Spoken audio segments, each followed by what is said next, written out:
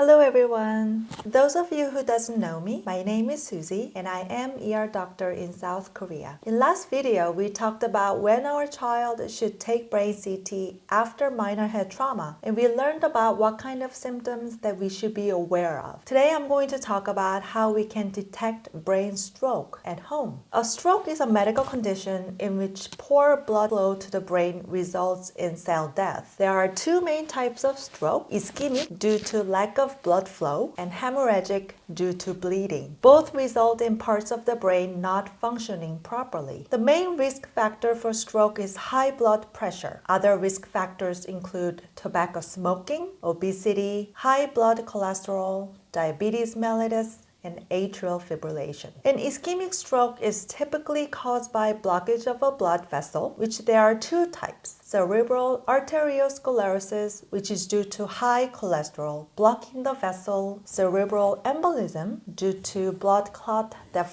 starts from the heart or vessel that ends up in brain. That is the reason why we have to be cautious and see if the patient has any heart problem.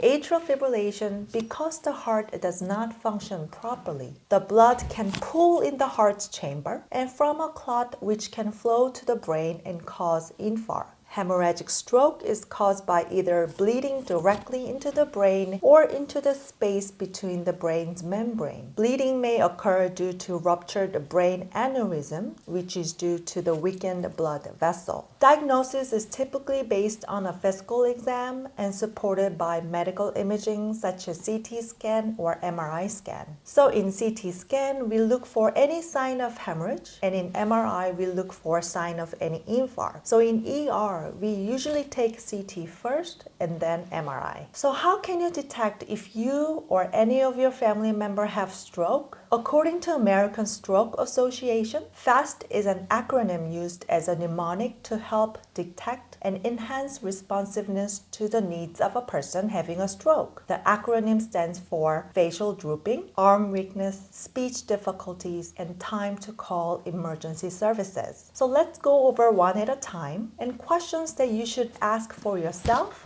or to others. F for face drooping. Does one side of the face droop or is it numb? Ask the person to smile. Is the person's smile uneven? A for arm weakness. Is one arm weak or numb?